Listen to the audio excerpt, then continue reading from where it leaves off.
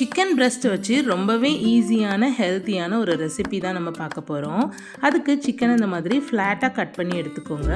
1 table spoon அளவுக்கு இஞ்சி வெள்ளைப்பூடு எடுத்துக்கோங்க. நான் இஞ்சி வெள்ளைப்பூடு துருகுனது எடுத்துக்கிட்டேன். கொஞ்சம் மஞ்சள் தூள், தேவையான அளவுக்கு மிளகாய்த்தூள். மிளகாய்த்தூள் நான் ரொம்பவே கம்மியாக எடுத்திருந்தேன். ஏன்னா எங்கள் வீட்டில் வந்து உரப்பு சரிவிட்டு வராதுன்னு சொல்லிட்டு நான் கம்மியாக எடுத்திருந்தேன். உங்களுக்கு கூட கொஞ்சம் வேணும்னா நீங்கள் கூட கொஞ்சம் சேர்த்துட்டு ஒரு அரை மணி நேரம் போல் ஊற வச்சுருங்க. தேவையான அளவுக்கு எண்ணெய் ஊற்றிக்கோங்க. நான் 2 டேபிள் ஸ்பூன் எண்ணெய் ஊற்றிருக்கேன். கோகோனட் ஆயில் தான் நான் யூஸ் பண்ணேன். லைட்டாக எண்ணெய் சூடு வந்ததுக்கப்புறமே நம்ம சிக்கனை ஃப்ளாட்டாக அந்த மாதிரி நம்ம ஃபுல்லாக ஸ்ப்ரெட் பண்ணி வச்சுக்கலாம். மீடியம் ஃப்ளேம்லேயே வச்சு குக் பண்ணுங்கள். ஏன்னா நம்மளுக்கு சிக்கனோட ஜூசினஸ் போயிடக்கூடாது. ஃபுல் ஃப்ளேம் நீங்கள் வச்சுருந்தீங்கன்னா சிக்கன் நல்லா ஃப்ரை ஆகிடும், ஜூசினஸே இருக்காது. அப்போ நம்ம பண்ணக்கூடிய ரெசிபியை அது ஸ்பாயில் பண்ணிடும். அதனால மீடியம் ஃப்ளேம்லேயே வச்சுட்டு குக் பண்ணிக்கோங்க. இதுக்கு பதிலாக இதுங்கிற மாதிரி நம்ம இன்றைக்கி பண்ணக்கூடிய ரெசிப்பியில் ஃப்ரெஞ்ச் ஃப்ரைஸ்க்கு பதிலாக இந்த பேபிகார்ன் நான் எடுத்திருக்கேன். பேபிகார்ன் இந்த மாதிரி நீளமாக கட் பண்ணிக்கோங்க.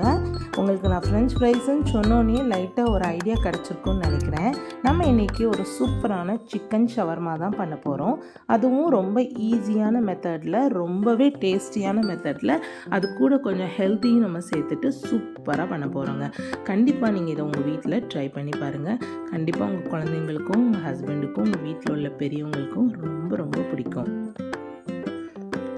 சிக்கன் ஓரளவுக்கு வெந்ததுக்கப்புறம் நம்ம இந்த பேபிகார்னையும் சைடில் நம்ம சேர்த்துக்கலாம். அது கூடவே இதுவும் சேர்ந்து வேகட்டும்.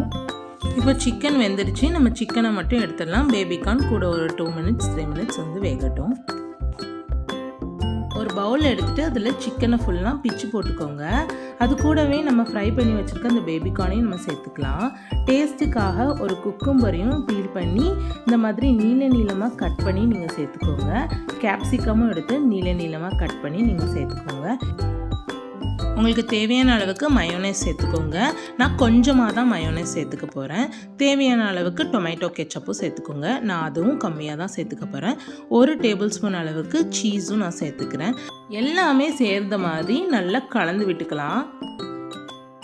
இப்போ நம்ம என்ன பண்ண போகிறோன்னா, ஒரு குப்பூஸை 2ஆக நம்ம பிரிக்க போகிறோம். நடுஸில் கொஞ்சம் கேப் இருக்கும்ல, அதனால் இதை 2 ஷீட் மாதிரி நம்ம பிரிச்சுக்கலாம்.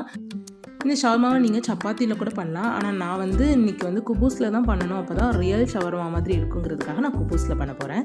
இந்த மாதிரி தேவையான அளவுக்கு இந்த ஸ்டஃபிங்ஸை வச்சுட்டு இதே மாதிரி நீங்கள் ரோல் பண்ணி எடுத்துக்கிட்டிங்கன்னா அந்த ஸ்டஃபிங்ஸ் எதுவுமே கீழே விழாது, அப்படியே ஷவர்மா மாதிரியே இருக்கும். கண்டிப்பாக இதை உங்கள் வீட்டில் ட்ரை பண்ணி பார்த்துட்டு எப்படி இருந்ததுங்கிறதையும் மறக்காமல் நம்மளோட கமெண்ட் செக்ஷனில் சொல்லுங்கள். என்னோட சேனலை ரெகுலராக பார்க்குறதுக்கு ஈஸி ரெசிபிஸ் பை நர்கிஸை சப்ஸ்கிரைப் பண்ணுங்கள். Thank you so much.